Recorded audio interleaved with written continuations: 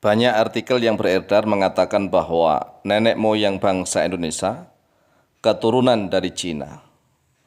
Ketik saja di Google, ya, Proto Melayu diyakini sebagai nenek moyang orang Melayu Indonesia. Ini dari Cina bagian selatan. Artikel-artikel yang beredar di media sosial. Asal-usul nenek moyang bangsa Indonesia menurut para ahli, yaitu dari Cina Selatan, dari Yunan kata mereka.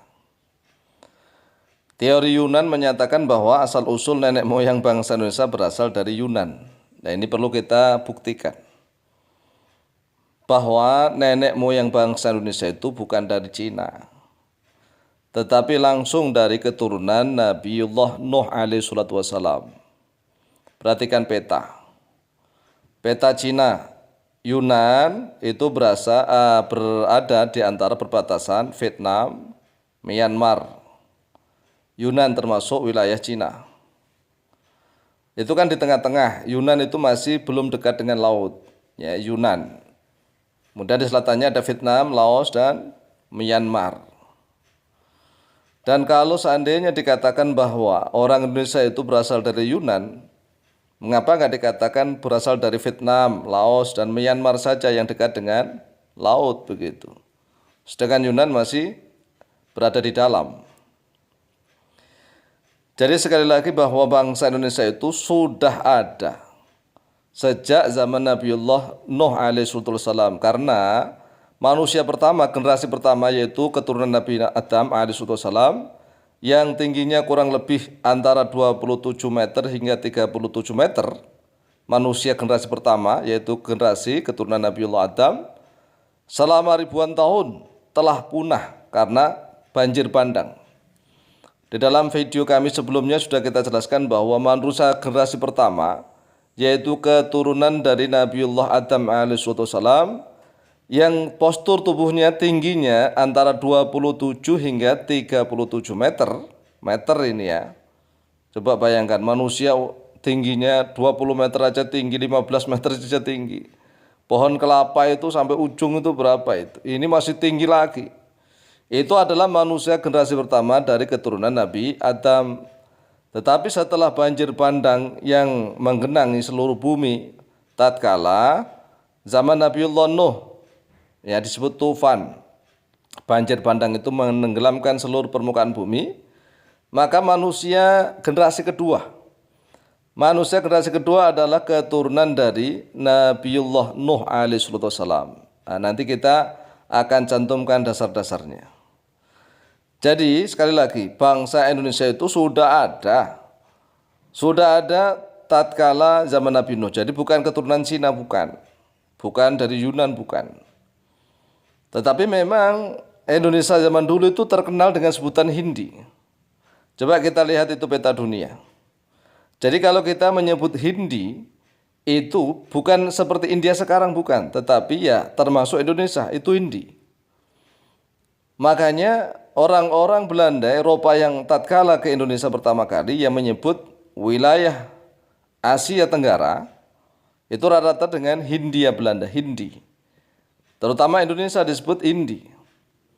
Jadi kita kembalikan ke zaman dulu, ya, pikiran kita ke zaman dulu, yaitu zaman Rasulullah sajalah, sekitar tahun 500 hingga 600 Masehi. Itu Indonesia terkenalnya dengan sebutan Hindi. Jadi memang satu daratan, satu urutan begitu ya, satu urutan dengan India. Bahkan menurut cerita para kakek kita zaman dahulu ya, sebenarnya Ramayana dan Mahabharata itu ya lokasinya ya Hindi, maksudnya Indonesia itu. Indonesia, makanya cerita wayang itu lebih populer di Indonesia.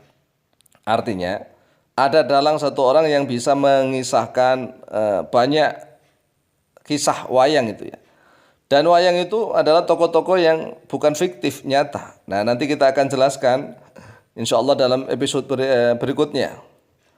Kita bisa meyakini bahwa bangsa Indonesia itu rata-rata justru keturunan dari orang Asia Tengah atau Asia Utara. Orang-orang Uzbekistan, orang-orang Samarkand. Kemudian bercampur dengan orang India. Lah India yang kita maksud adalah Indonesia itu. Nah, zaman kuno perhatikan, zaman kuno itu tidak banyak negara. Ya, negara itu hanya dibagi misalnya Hindi. Hindi itu kawasannya plus Indonesia. Sin, Cina, Sin itu ya sampai Mongolia, Jepang, Korea. Itu zaman dulu lah. Zaman ya kita nggak usah jauh-jauh lah. Zaman Nabi saja, Nabi Muhammad SAW. Hindi, Sin, Hindi itu ya mencakup luas sampai Indonesia. Indonesia, Hindi. Kemudian nggak ada Pakistan, nggak ada begitu, belum ada. Ya Hindi, semuanya disebut Hindi. Kemudian Persia. Nah Persia ini sangat luas sekali. Kekuasaan Persia itu sangat luas. Kemudian ke barat lagi ada Rom, Romawi. Bizantium, ya Romawi orang-orang Eropa. Kemudian orang-orang Afrika. Afrika biasanya kerajaannya yang terkenal zaman dulu ada dua, yang agak di utara itu Mesir, peradaban Mesir. Kemudian agak ke selatan Ethiopia, Habasyah. Itu adalah penguasa-penguasa di hampir seluruh jazirah Afrika. Jadi kalau kita lihat peta India coba, India itu bagian selatannya adalah laut disebut Laut Hindi. Kemudian Sri Lanka kalau menurut legenda itu adalah nama dari Alengka. Alengka kerajaannya Rahwana.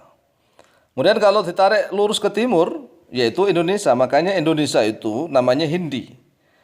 Jadi orang Indonesia adalah suku Hindi. Itu sudah ada ya bersamaan dengan suku Cina. Jadi bangsa Indonesia itu asli keturunan dari Nabiullah Nuh alaihissalam.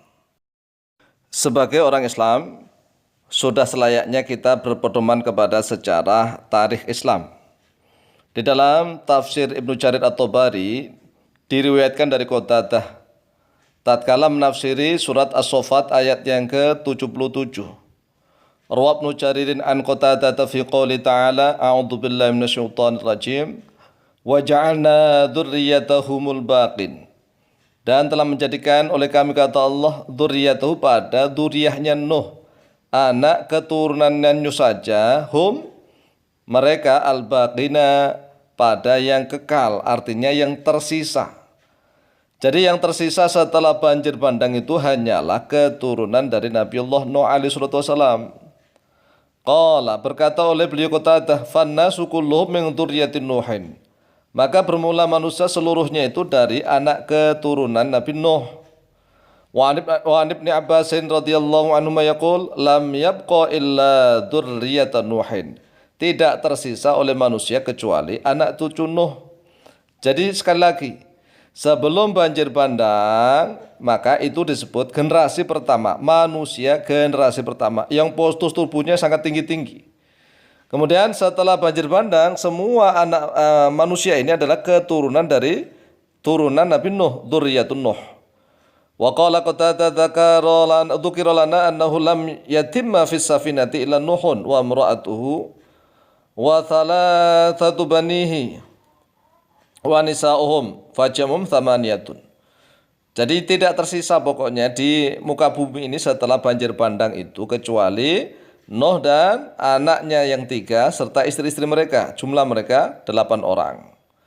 An Samurah radhiyallahu an, diriwayatkan dari Samurah radhiyallahu an Nabi sallallahu alaihi wasallam qaal, dari Nabi Muhammad sallallahu alaihi wasallam beliau bersabda, Samu Abul Arabi. Sam bermula Sam Abul Arabi yaitu bapaknya orang Arab. Wahamu dan bermula Ham Abul Habasyi yaitu bapaknya orang Habsyi. Wa Yafithu Abul Rumi dan bermula Yafith Abul Rumi yaitu bapaknya orang Rom. Artinya Sam adalah bapaknya orang-orang Arab. Orang Arab ini berada di Asia. Jadi Sam ini adalah bapaknya orang-orang Asia. Ya tahu sendirilah kulitnya orang Asia bagaimana. Wahamu Abul Habasyi dan Ham bapaknya orang Habsyi, orang Ethiopia yang berkulit hitam, orang-orang negro. Wa Yafith Abul Rumi dan Yafith bapaknya orang Rom, orang-orang Eropa. Keturunan dari Sam, keturunan dari Ham dan keturunan dari Yafith otomatis melakukan perkawinan silang dan menghasilkan warna kulit, kemudian bentuk rambut dan macam-macam yang berbeda-beda. Akhrajahu Ahmadu fi Musnadi, telah mengeluarkan pada hadis Ahmadu oleh Imam Muhammad di dalam kitab Musnad beliau nomor hadis 20.099. Wal Bazzaru fil Musnadi, dan oleh Imam Al-Bazzar di dalam Musnad beliau nomor hadis 4.550, wa Tirmidzi, dan oleh Imam At-Tirmidzi nomor hadis 3.231. Jadi sekali bahwa bangsa Indonesia itu sudah ada sejak zaman Nabiullah Nuh. Nabi Nuh adalah pelaut, bangsa Indonesia adalah pelaut yang ulung. Jadi bangsa Indonesia bukan turunan dari Cina. Wallahu taala a'lamu bishawab.